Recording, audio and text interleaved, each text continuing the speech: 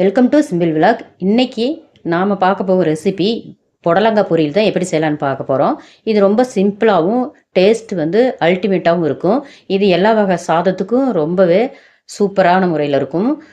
நீங்கள் இந்த வீடியோவை முழுமையாக பார்த்துட்டு இந்த மாதிரி புடலங்காய் பொரியல் ஒரு தடவை ட்ரை பண்ணி பாருங்கள்.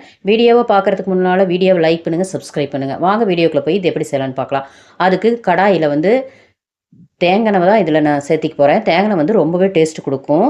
தேங்காய் வந்து ஒரு 2 டேபிள் ஸ்பூன் சேர்த்திட்டு கடுகு 1/2 டீஸ்பூனு, கடலைப்பருப்பு 1 டீஸ்பூனு, உளுந்தம்பருப்பு 1 டீஸ்பூன் சேர்த்தி நல்லா பொரிஞ்சு விட்டி இதில் சின்ன வெங்காயம் வந்து சேர்த்தி பாருங்கள், ரொம்பவே டேஸ்ட்டாக இருக்கும்.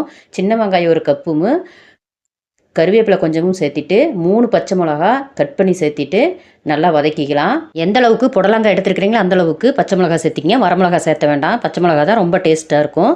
இப்போது புடலங்காய் வந்து நீல வாக்கில் சன்னமாக கட் பண்ணி வச்சுருக்கிறேன், அதை இதோட சேர்த்துக்கலாம். பச்சை கலர் புடலங்காய் தான் இன்றைக்கி நான் வந்து எடுத்துருக்கிறேன்.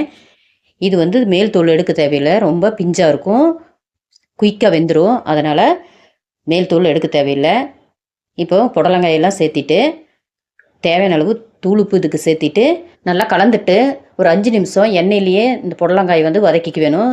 இப்போ தண்ணி சேர்க்கக்கூடாது. 5 நிமிஷம் வதக்கின விட்டு தண்ணி வந்து கொஞ்சமாக சேர்த்திக்க வேணும். இப்போ 5 நிமிஷம் நல்லா வெந்துருச்சு. இப்போ வந்து தண்ணி வந்து கொஞ்சமாக தெளிச்சிக்கலாம். கையில் அதிகமாக ஊற்றணும்னா புடலங்காய் வந்து ரொம்ப சதன்னு ஆயிரும், டேஸ்ட் வந்து நல்லா இருக்காது. இப்போ கொஞ்சமாக தண்ணி சேர்த்திட்டு நல்லா கலந்து விட்டுட்டு ஒரு மூடி போட்டு குக் பண்ணிக்கலாம். குக் பண்ணும்போது அடிக்கடி ஓப்பன் பண்ணி கிளறி விட்டுக்க வேணும், இல்லைன்னா அடி பிடிச்சிரும். அதே மாதிரி குறைவான தீ வச்சு குக் பண்ணுங்கள், அப்போ தான் அடி பிடிக்காமல் டேஸ்ட்டு மாறாமல் இருக்கும். அப்பப்போ கிளறிட்டு மூடி போட்டு குக் பண்ணிக்கலாம். இந்த மாதிரி புடலங்காய் பொரியல் வச்சு ரசம் வச்சிங்கனாலும் சூப்பராக இருக்கும். லஞ்சு கூட நீங்கள் கிளறி கொடுக்கலாம், ரொம்பவே டேஸ்ட்டாக இருக்கும். சாப்பிடாதீங்க கூட சாப்பிடுவாங்க. இப்போ வந்து வேகும்போதே மஞ்சத்தூள் 1/2 டீஸ்பூன் சேர்த்திட்டு நல்லா மிக்ஸ் பண்ணிவிட்டு மூடி போட்டு வேக வச்சுக்கலாம்.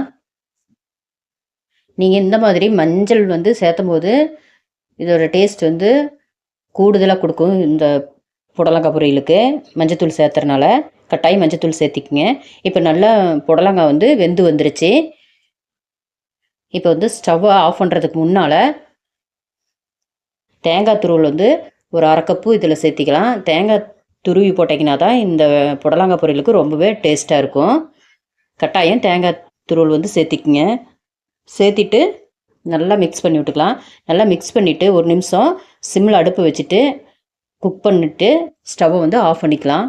ரொம்ப டேஸ்ட்டான முறையில் புடலங்காய் பொரியல் வந்து ரெடி ஆயிடுச்சு.